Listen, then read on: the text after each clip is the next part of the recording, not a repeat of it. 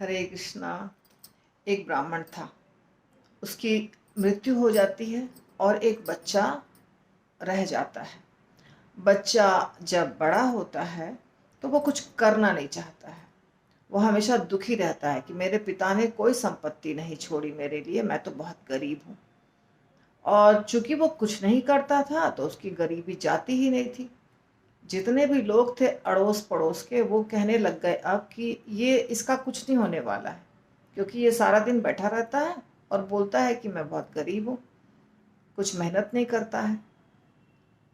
तो एक बार एक ऐसा यात्री वहां से गुजरा जिससे उस ब्राह्मण ने कहा कि वो वहां रुका था उसके घर पे थोड़ी देर के लिए, कि कुछ उपाय बताइए जिससे मेरी गरीबी दूर हो, मैं बहुत गरीब हूँ। वो समझदार था यात्री। यात्री ने कहा, किसने कहा आपको गरीब है? मैं हाथ की रेखा देखना जानता हूँ। मुझे पता है आपके पास बहुत धन है। आपके पिता ने धन को छुपा कर रखा है जमीन में गाड़ के।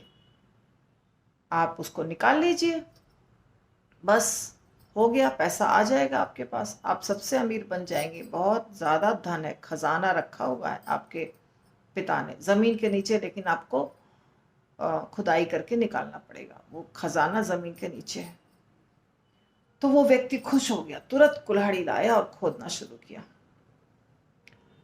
तो जब वो खोद रहा था, समझिए वो उत्तर दिशा में खोद रहा है, बहुत देर तक खोद रहा था। तो वो व्यक्ति वापस आया, बोला नहीं नहीं नहीं, उस दिशा में मत खोदिए, वो गलत दिशा है। उस दिशा में अगर आप खोदेंगे तो बहुत सारे आपको प्राणी आएंगे जो काटेंगे। उस दिशा में बहुत सारे प्राणी हैं ऐसे, सांप बिच्छू, वो उस दिशा में ही रहते हैं। आप थोड़ी दूर जाएंगे ना, खोदते खोदते आपको वो सारे, जब आप खोदने की कोशिश करेंगे वो सारे आएंगे जंगल से निकल करके। जंगल था ना, पेड़ पौधे थे, तो जंगल से आएंगे निकल के आपको काट लेंगे। उस दिशा में खोदिए मत, बंद कर दीजिए खोदना।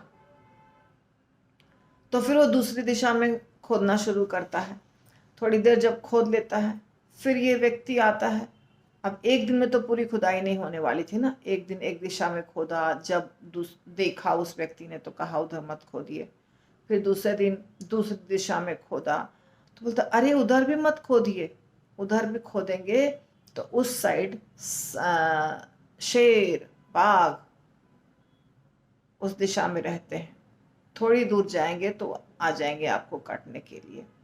ऐसे करके तीन दिशाएं, उत्तर दक्षिण पूरब, तीन दिशा जो है वो तीन दिशाओं में तीन तरह की चीजें हैं, ऐसा वो व्यक्ति उनको बताता है। अंत में वो जब चौथी दिशा की तरफ खोदने आता है तो वो खोदता है और उसको इतना बड़ा सोने का मटका मिलता है, मतलब मटका के अंदर सोने के सिक्के। खुश जाता है, हमेशा के लिए वो अमीर बन जाता है, उसकी सारी समस्या समाप्त हो जाती है। चैतन्य महाप्रभु ये लीला बताते थे। चैतन्य महाप्रभु कहते थे, हम सब उस ब्राह्मण की तरह एक बद्ध जीवात्मा है। हमारा कल्याण करने के लिए गुरु आते हैं जो भगवान उनको भेजते हैं, और भगवान हमारे पिता हैं। गुरु कौन है? वो जो व्यक्ति बता रहा था ना, उधर मत खोदो उधर मत खोदो उधर मत खोदो, वो है गुरु। तो भगवान के पास तो सब कुछ है और भगवान हमारे पिता हैं, तो जब हम कोशिश करेंगे तो उस भगवान की सारी संपत्ति हमको मिल जाएगी। पर कोशिश करते समय यदि गलत दिशा की तरफ चले गए तो खतरा है, कुछ नहीं मिलेगा। जैसे जैसे उसको कहा कि उत्तर में मत जाओ, दक्षिण में मत जाओ, पूरब में मत जाओ, उधर खोदोगे तो सांप बिच्छू, उधर जाओगे तो मधुमक्खी का छाता या जो टिड्डे होते हैं वो, उधर जाओगे तो शेर बाघ, इधर इधर मिल गया। तो वैसे ही हम यदि कर्म कांड करने लग गए, तो गुरु रोकेंगे। कर्म कांड करने से क्या फायदा? या तो स्वर्ग जाओगे या तो नरक जाओगे।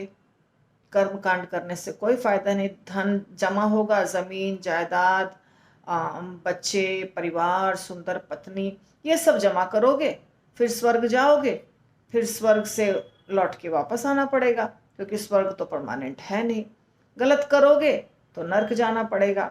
तो कर्म कांड करने में खतरा है, कर्म कांड मत करो। ये एक दिशा हो गई। दूसरी दिशा ज्ञान कांड। अरे ज्ञान कांड, ज्ञान कांड करके कहाँ जाने वाले हो? ज्ञान कांड करके ब्रह्म ज्योति में जाके विलीन होने की कोशिश करोगे, ब्रह्म ज्योति में लाखों करोड़ों साल तक लटके रहोगे, वहां कोई सेवा नहीं है, बाद में फिर वापस लटक करके नीचे जमीन पे आना पड़ेगा, मृत्यु होगी, पृथ्वी लोक में आना पड़ेगा, और उसके बाद समय केवल बर्बाद होगा, भगवान से प्रेम भी नहीं होगा, क्योंकि ज्ञान कांड सूखा है, उसमें कोई सेवा नहीं है, इसलिए प्रेम भी उत्पन्न नहीं होगा। तो सिर्फ क्या होगा? समय की बर्बादी। तो गुरु बोलते हैं उस दिशा में भी प्रयास मत करो। फिर दूसरी दिशा ध्यान योग। ध्यान करोगे, बहुत बहुत कठिन तपस्या है, इंद्रियों को वश में रखना है। उसके बाद जो 8 योगिक सिद्धि है, योगिक सिद्धि नहीं, अष्टांग योग जो है उसका पालन करना पड़ेगा। बहुत प्रकार के योगा होते हैं, वो करना पड़ेगा। और वो करने के बाद भी अंतिम उद्देश्य क्या होता है? परमात्मा में विलीन होना। तो क्या फायदा? ना वहां पे कृष्ण प्रेम प्राप्त होगा, ना वहां लीला होगी, कुछ तो होने वाला नहीं है। तो ध्यान योगी जो होते हैं वो भी सेवा नहीं करते हैं, उनके अंदर भी जो सॉफ्ट हार्ट, प्रेम, ये सब उत्पन्न नहीं होता है।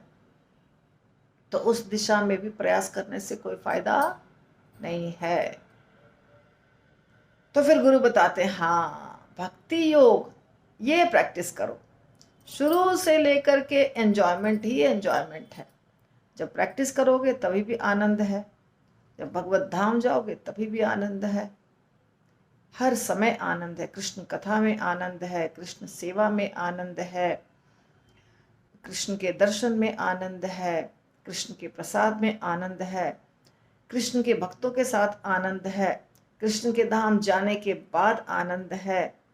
तो ये सही है। बस एक बार भगवत धाम गए, हो गए माला माल, फिर कुछ नहीं बचा। भगवत धाम छोड़िए, इस धाम में ही भगवान के चरण कमल के पास जाते ही हमें धन प्राप्त हो जाता है। तो गुरु के आदेश के अनुसार जब हम करते हैं तो हमें सही दिशा, सही ज्ञान और सही प्राप्ति होती है भगवान की। और यदि गुरु के आदेश के अनुसार नहीं करते हैं तो खुदाई करते रहा वो व्यक्ति, उसको कुछ नहीं मिला। गुरु के आदेश के अनुसार खुदाई किया, उसको सोने का मटका मिल गया। इसी प्रकार गुरु के आदेश के अनुसार जब हम भक्ति करते हैं तो गुरु हमें उन जगहों पर जाने से रोकते हैं जिन जगहों पर जाने में खतरा है। और जहाँ सच में आनंद है, जहाँ सच में प्रेम है, उस जगह गुरु हमें भेजते हैं, बताते हैं कि उधर जाओ। तो ये कथा चैतन्य महाप्रभु हमें बताते थे, हमें यानी कि अपने पार्षदों को, और इसके माध्यम से ये शिक्षा देते थे। हरि बोल।